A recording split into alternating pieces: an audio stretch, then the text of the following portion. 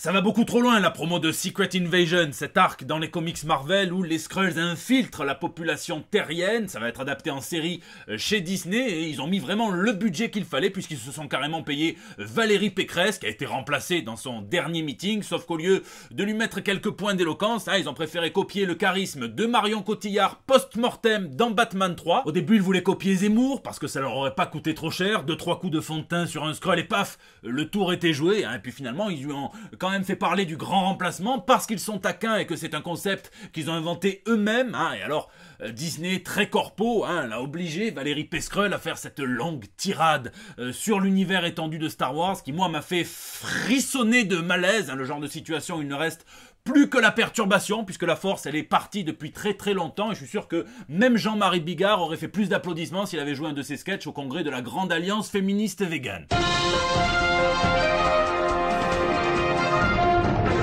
L'impératrice palpathétique. Bon, ici votre fidèle commis des comics, vous êtes dans l'émission qui fait le tour de l'actu de l'industrie du comic book et de tous ses dérivés, c'est le 336e JT Comics, 108 300 $, c'est le prix du forfait toilettage teinture chez Jean-Louis David sur Tatooine qu'a payé Chewbacca, soit pour ressembler à Dark Vador, soit parce qu'il est très très fan d'Amy Winehouse, il est temps pour nous justement d'être back tous les news de la semaine. Reflet sans âme. C'est la dinguerie du jour, c'est la news insolite de la semaine, un brin absurde également, vous allez voir, puisque vous le savez, les questions de représentation, de diversité sont essentielles aux États-Unis. Dans la majeure partie des cas, c'est une très bonne chose, et des fois, évidemment, ça crée des situations cocasses, ça a créé carrément des jobs, puisqu'il y a un métier qui s'appelle Sensitivity Reader, qui est chargé de détecter dans des œuvres de littérature les stéréotypes racistes chez certains personnages, pour pas qu'il y ait de problème à la sortie de l'œuvre, et puis ça existe aussi apparemment dans l'industrie des comics, puisque Marvel et DC, parce que DC ils en ont aussi, mais là Marvel a un cabinet apparemment des bonnes pratiques, et c'est celui qui a épinglé les planches de Greg Smallwood pour les dessins qu'il a fait de Elektra dans l'anthologie à la mode de Marvel, Black, White and Blood, rouge sang. Et il a vu rouge déjà justement l'artiste quand 2 mois après avoir rendu ses planches, on lui explique qu'il faut très très vite qu'il les modifie puisque les bonnes pratiques de chez Marvel ont repéré des petites failles du côté de la bonne représentation des personnages asiatiques dans son histoire. Lui il avait une vie de famille très chargée au moment où on lui a dit, il a dit non je pourrais pas, mais par contre je comprendrais que vous déprogrammiez l'histoire. On lui a dit non c'est pas une option. Bon si tu peux pas le faire, on va confier ça à quelques types chez nous et puis on va voir comment ils se débrouillent. C'est pas très rassurant ça, c'est comme si tu es en cours d'anesthésie générale, qu'il y a un boucher qui se pointe et qui t'explique que si tu rallonges pas une petite liasse de billets, c'est lui qui va se débrouiller pour essayer de trouver où est cette foutue appendicite, il y a une chance sur 2 pour qu'il t'enlève tes knacky balls avec le tout. Mieux vaut que ça soit un vrai chirurgien, donc on le fait au final, lui Greg Smallwood il prend le temps finalement, il le fait, il renvoie les planches très très vite et paf, qu'est-ce qu'il découvre à la sortie du bouquin, qu'en fait, Marvel a laissé faire ses propres graphistes, qu'ils ont salopé ses planches sans son autorisation et que ça a été publié comme ça. Le problème apparemment c'était les yeux bridés, et alors là ils se sont régalés chez Marvel, sauf qu'on dirait dans la version modifiée que la petite elle va t'aspirer ton âme. Certains artistes ont réagi outrés, ils ont dit que pour se préserver d'un cliché raciste, Marvel en avait peut-être créé un encore plus gros, et puis ils ont aussi rhabillé ce monstre, cette espèce de guenode démarrée au cas où ça pourrait peut-être nous exciter de la voir comme ça, quoi. Marvel a dit qu'il s'agissait d'un problème de communication éditoriale, ils ont dit qu'ils allaient réparer cette erreur, déjà en modifiant tout de suite la version numérique, et puis après en réimprimant avec les planches de Greg Smallwood. Mais j'aimerais quand même bien savoir quelles sont les règles de cette équipe de bonnes pratiques, et j'aimerais surtout qu'on enlève le blanco à celui qui a fait ce massacre sur les planches. Super ma boule. Heureusement que je me drogue pas, parce que j'imagine quelqu'un de défoncé qui tombe sur la mi-temps du Super Bowl, qui voit Dr. Dre, Eminem, Snoop Dogg, Mary J. Blige, 50 Cent, qui voit la bande-annonce complètement sous acide de Doctor Strange, le premier teaser presque officiel de Eternals numéro 2, qui quand il essaye du coup pour vérifier de se connecter à son MySpace tombe sur encore Tobey Maguire en Spider-Man, il y a de quoi bugger puisque les années 2000 sont de retour. Un Super Bowl qui a encore été riche en bande-annonce, la plus longue chez les super-héros c'est Marvel avec le Doctor Strange 2, alors c'est complètement fou puisque tout le monde a parlé de ce caméo du Professeur X, version Patrick Stewart, mais ce qu'on voit c'est tout simplement un bout de tête floue avec une épaule, donc ça pourrait tout à fait être Philippe Croison, et puis le Docteur Strange il est en train de se demander s'il doit lui faire la bise à défaut de pouvoir lui faire un check du coude, en vérité moi Je suis content de revoir l'univers X-Men, mais ce que je préfère, c'est de revoir enfin Wanda, hein, et de voir pour la première fois et demie, la sorcière rouge enfin. Ça va être intéressant d'explorer son passé, j'espère, hein, du moins son enfance, puisqu'il y a plein de trucs à faire dans les comics, c'est complètement chaotique, hein, vous le savez. En début, elle et son frère Quicksilver sont élevés par des gitans, puis on apprend qu'en fait, ils ont été confiés à des gitans par une femme qui fuyait son mec, Magneto, hein, mais Magneto, eh ben, paf, il finit toujours par être attiré vers toi, c'est le principe, hein, et donc il y a une petite cohabitation pacifique qui se fait avec lui, hein, plus ou moins pendant quelques temps, et puis alors, c'était l'époque où Marvel n'avait pas les droits et comptait les intégrer au MCU, donc on a eu la version Axis, dans laquelle, eh bien, on a appris que finalement, non, Magneto, c'était pas le papa, et puis c'était plutôt plus ou moins bien amené, puisque Wanda pète les plombs, hein, et puis elle va, quand son père et son frère viennent la raisonner, jeter un sort qui n'est censé toucher que sa propre famille, hein, et Magneto n'est pas affecté par ce sort, donc c'est comme ça qu'on comprend. Hein. Alors, est-ce que maintenant qu'ils ont racheté la Fox, que les mutants vont être introduits dans le MCU, hein, à plus ou moins long terme, ça va changer, hein, pourquoi pas? Alors je vous dis pas ce qui se passe dans les comics, parce que peut-être qu'il s'est passé quelque chose, mais peut-être qu'on l'a pas encore vu en VF. En tout cas, ça demande un sacré contorsionnisme, et moi ce qui me plaît, c'est que son personnage va permettre d'aborder enfin l'hypocrisie globale du MCU, hein, puisque eh bien, elle, c'est quelqu'un qui a souffert, puisqu'elle était éduquée par l'Hydra pour être une arme de destruction massive. Ensuite, elle s'est repentie, elle a rejoint les Vengeurs. Bon, elle a perdu son frère, elle a un petit peu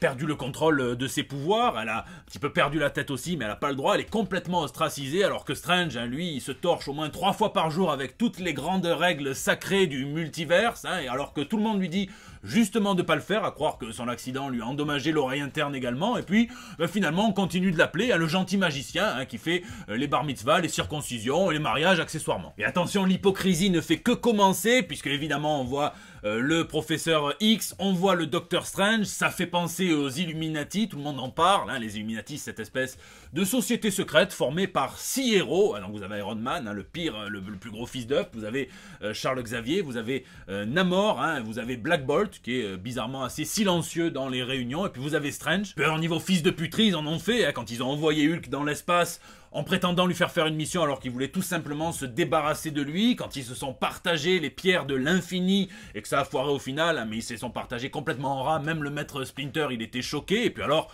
l'ultime, hein, c'est quand Captain America n'a pas voulu détruire une terre parallèle et que ils se sont arrangés, ils lui ont fait un Mesmer puissance 10, hein, ils ont tout simplement trafiqué son esprit pour ne plus avoir de ses états d'âme. Donc là, si en plus c'est Tom Cruise qui est habillé comme une canette de coca géante et qui se met à gueuler sur Doctor Strange, ça risque d'être assez bon délire. Le truc qui m'excite aussi, c'est l'apparition de ce Doctor Strange qui, quand on lui a dit « Est-ce que tu veux prendre tes responsabilités ?» a préféré prendre son cocktail préféré, un whisky cocaïne, hein, qui est aussi là, c'est un schéma récurrent dans les comics, hein, dans les What If aussi, en 1977, où et si Strange avait été un disciple de Dormammu, évidemment, ça part en couille, mais j'espère qu'on ira plus au début des années 90, quand Strange, un autre Strange d'une terre parallèle, était nommé le Nécromancien, qu'il avait tué le baron Mordo, et puis après il s'était dit, je vais conquérir le monde. Pour ce qui est des liens avec la série d'animation What If, on a vu le bouclier du Captain Carter en bas de l'affiche, on a vu une espèce de zombie Strange, un petit peu Shiva, hein, et alors ça c'est ce qu'il y a de plus souple en relation avec les comics, et c'est très bien puisque ça va nous permettre de picorer dans plein d'arcs différents où ils ont pris un petit peu tous ces éléments et où ils en ont fait un cocktail. Et l'inspiration la plus directe, c'est quand on a vu America Chavez, qui est un personnage assez récent, qui date de 2011, hein, c'est une jeune héroïne adolescente qui fait partie des Young Avengers que le MCU semble quand même mettre en place. Qui dit adolescente dit méfie-toi quand même de Doctor Strange, hein, il a retrouvé ses mains et parfois on sait qu'elles peuvent être baladeuses. Puis il y a un grand doute, hein, ce personnage qui fuse dans les airs avec une espèce de traînée d'un feu puissant. Est-ce que c'est Captain Marvel? Est-ce que c'est Monica Rambeau? Ce serait logique. Est-ce que c'est carrément, comme certains le disent, Nova? Est-ce que c'est un client qui a cru son restaurant au tacos quand on lui a expliqué que les 4 viandes étaient tout à fait fraîches? On le découvrira évidemment plus tard, et moi je déplore quand même une petite absence, celle de Kang, qui a quand même été un petit peu fondateur dans le concept du multiverse, qui s'est quand même pas mal emmerdé dans la série Loki. C'est un petit peu comme si tu fais une rétrospective sur Gad Elmaleh et que tu oublies d'inviter Louis C.K. et Jerry Seinfeld parce que tu les avais pas mis en copie du mail. Bref, c'est avec ce Doctor Strange que Marvel part en couille, hein. Le MCU est mort, vive le MCM, Marvel Cinematic Multiverse, hein, et alors je pense pas qu'il va falloir qu'ils nous fassent ça pendant trop de temps, puisque bon, ils peuvent pas nous faire des Spider-Man No Way Home pendant 10 ans. Dans ce qui a le plus attiré mon attention aussi, un tout petit teaser pour la série Moon Knight, mais on voit qu'ils explorent vraiment toutes les possibilités dingues qu'il y a à faire avec ce personnage en termes d'imagerie, de symbolisme, de pose. Ça en fait pour moi un des meilleurs personnages de chez Marvel, hein, pour ça. Hein. Et puis alors, on a aussi une photo où on a vu qu'il y aurait une des personnalités créées les plus récemment pour Moon Knight, hein, Mr. Knight, hein, par Warren Ellis, Declan Shalvey, hein, qui est une personnalité qui a cartonné parce que c'est un run où ils ont proposé quelque chose de très solide pour le personnage, donc vivement. Et puis pour rester dans le mystique, je me suis régalé surtout chez DC qui a préféré faire comme des petits tapas à partager, un petit trailer avec le fourre-tout de 2022, avec Pierce Brosnan déjà en Dr. Fate, surtout avec Hawkman, hein, moi, il me tarde de le voir s'animer à l'écran. Je sais que certains pensent que l'univers DC est mort si Snyder ne revient pas, et on peut regretter hein, la vision du scénariste et qu'on lui ait pas confié d'autres projets, mais il faut quand même reconnaître qu'il nous propose de très très belles promesses en dehors de lui. Sombre crise. Et puis on a enfin appris le nom du prochain gros événement de chez DC. Évidemment, il y a le mot crise à l'intérieur parce que c'est obligatoire, hein, je crois, chez DC, c'est sur les contrats. Alors, ça vient récupérer un concept d'Alan Moore, ça va s'appeler Dark Crisis et ça va avoir un personnage qui a été créé par Alan Moore dans Swamp Thing, mais c'était un personnage plutôt mineur, un concept, hein, c'était The Great Darkness qui a été ultra revisité depuis et qui finalement est celui qui sponsorise toutes les crises de l'univers d'ici, un petit peu comme NordVPN avec le YouTube game, hein, Crisis on Infinite Earth, Final Crisis, Multiversity, jusqu'au récent DC Metal. Et là on nous ramène justement Paria, vous savez, ce personnage qui était le seul survivant hein, du Crisis on Infinite Earth, de sa planète, et qui justement a trouvé enfin un moyen de se venger, de ramener son monde et tout le multiverse, mais pour cela il faut détruire la Terre Zéro, celle qu'on connaît. On sait que ça va commencer avec la mort de la Justice League dont je vous parlais, hein, et ce remplacement par les héros plus jeunes, hein, mais alors apparemment on nous dit que ces héros plus jeunes qui vont devoir lutter justement à la place des héros tombés vont tout faire pour sauver ces héros perdus, ceux qui quand même met un petit coup de canif dans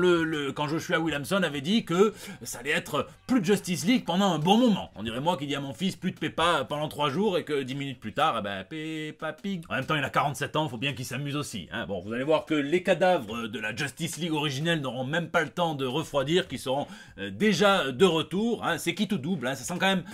Bon, faut voir, je vous laisse me dire ce que vous en pensez, mais ça ressemble aussi beaucoup au plan de Thanos pour Paria, hein, donc bon, on verra. Et puis parfois, il tombe des news dont on ne pensait pas spécialement avoir besoin et qui éveillent en vous un petit tiers de molle, hein. C'est le cas avec Jim Zub et Sean Isaacs qui vont relancer les Thunderbolts, cette équipe plus ou moins vieille, qui sert à la base hein, de repère pour des anti-héros qui utilisent leur crédit CPF pour se former et se reconvertir. Alors là, il va y avoir une toute nouvelle équipe, anti-héros plus ou moins, un petit peu, mais il va y avoir Œil de Faucon, Hawkeye, il va y avoir Power Man, le jeune, pas Luke Cage, Persuasion, la fille de Killgrave, et puis il va y avoir aussi Monica Rambeau, Spectrum et America Chavez, et puis un tout nouveau personnage qui s'appelle, pas mal le petit jeu de mots, Guts and Glory. En français, il pourrait s'appeler Force et Honneur, hein, donc c'est un tout nouveau soldat cybernétique qui apparemment va peut-être nous révéler quelques surprises, hein, et donc bon, je sais pas, moi, en même temps, en tout cas, de lire ça, ça a l'air tout à fait fun, et ça a l'air surtout d'un titre Avengers qui ne dit pas son nom. Je me demande qui on va bien pouvoir opposer à une équipe aussi puissante.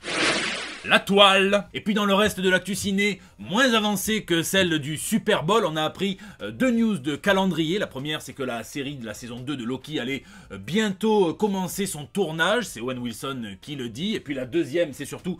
que la série Gotham Knight allait bientôt commencer sa photographie, ses repérages. Alors c'est la série où CW, dans laquelle Bruce Wayne est tué, assassiné, et puis bon, son fils adoptif, on ne sait pas lequel, va se faire une alliance avec les fils adoptifs de tous les ennemis de Batman pour essayer de laver leur nom. On essaye de leur mettre le meurtre sur le dos. Sauf qu'évidemment, Gotham va être à feu et à sang vu que son cosplayer le plus talentueux, mais pas le moins violent, n'est plus là. Je sais qu'en ce moment, la série DC qui cartonne, c'est Peacemaker. J'en entends parler bien partout, mais j'ai pas encore eu l'occasion de m'y pencher. Et puis 2 news de casting. La première, c'est Monsieur Russell Crowe qui rejoint le film Kraven the Hunter, hein, donc j'espère que c'est pour incarner Nikolai Kravinov, le papa du chasseur, que même les écolos les plus radicaux n'osent pas spécialement aller solliciter pour un débat. Et puis Cody Smith McPhee aurait décliné d'incarner le caméléon dans le même film, alors que pourtant, hein, je peux comprendre pourquoi au niveau physique ils lui ont proposé. Alors l'autre nouvel casting, encore chez Marvel, c'est Anthony Ramos qui rejoint la série Ironheart, dans un rôle à la Kang justement, hein. Ça veut pas dire qu'on va le voir une fois et puis qu'on va plus en entendre parler, hein, mais que on va le voir, on n'aura pas l'impression qu'il a un rôle très significatif dans Ironheart, mais apparemment il va être marquant pour le futur du MCU. Et puis enfin la news qui va faire plaisir aux lecteurs de l'univers Valiant, et je sais qu'ils sont nombreux, hein, et des fois ils me disent « Ah, tu en parles pas assez, qu'est-ce qui se passe, t'es en froid ?» Non, non, je suis pas en froid, j'aime beaucoup en plus Florent Degletagne et son travail chez Bliss Comics, en ce moment d'ailleurs ils ont un Hulu, là, donc n'hésitez pas à aller voir. L'adaptation d'Harbinger sera réalisée par le réalisateur du Labyrinthe, pas de pan, hein, Wes Ball. Donc bon, moi je vous conseille, hein, ça je l'ai lu pour le coup, hein, la période Harbinger de Joshua Dysart en comics.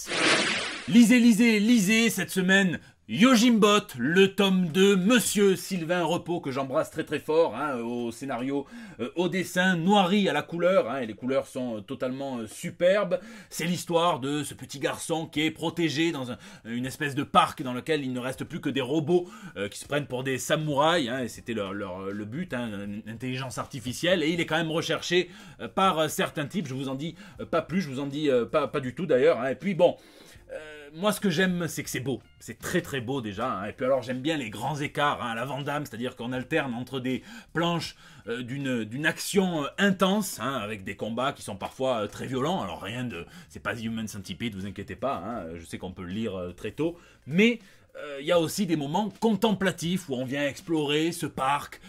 qui est quasiment déserté par les humains, où la nature a repris ses droits, et ça, j'adore ça. Et puis, il fallait arriver à ce cliffhanger de fin qui, putain, me donne envie de plonger mon prépuce dans un bassin à piranha, hein, pour oublier la douleur que le tome 3 ne sortira probablement que dans un an. Donc, une vraie réussite que je vous conseille, et je sais qu'il est en train de faire une campagne là pour des t-shirts à l'effigie de Yojimbot, enfin d'un personnage du moins tiré de cet univers-là, donc je vous laisse aller voir ça. Je vous mets le lien dans la description. Je tiens également à vous remercier encore une fois, hein, pour l'accueil que vous réservez à WeLive, qui est exceptionnel, hein. C'est apparemment un des meilleurs démarrages de chez 404 Comics, hein. C'est une histoire des frères Miranda, je vous l'ai déjà dit plein de fois, je vous le redis, hein, mais j'ai eu l'honneur de la traduire, hein. Et bon, moi ça me rappelle surtout l'époque, moi j'ai commencé à travailler dans l'industrie des comics chez Snorgle Comics, où j'étais assistant d'édition, où j'étais traducteur également, et quand je suis arrivé, on avait décidé de miser sur Aftershock Comics, qui est l'éditeur VO de WeLive. Ça avait été décidé ça par Alexandre Sauzed, hein, qui avait su détecter la petite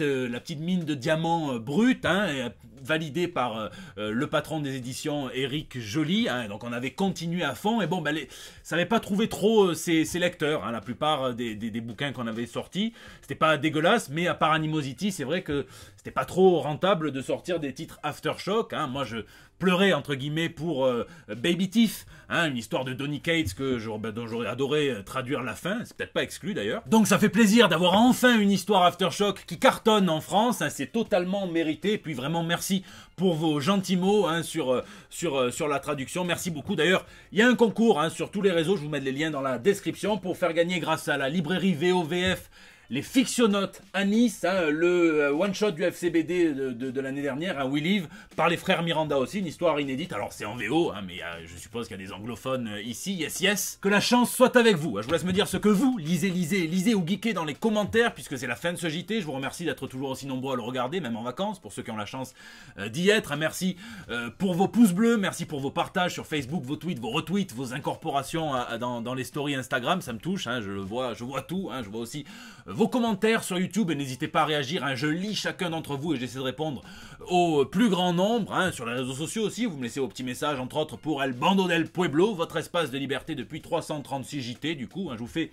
des gros bisous et je vous donne rendez-vous la semaine prochaine pour des nouvelles toutes fraîches. Le coup des robots Ultron dans Strange, c'est parfait, hein, puisqu'on sait dans la vraie vie, s'il y avait des robots Ultron, qui s'y intéresserait, hein? L'armée pour faire la guerre, hein, et puis l'industrie des sextoys pour faire l'amour.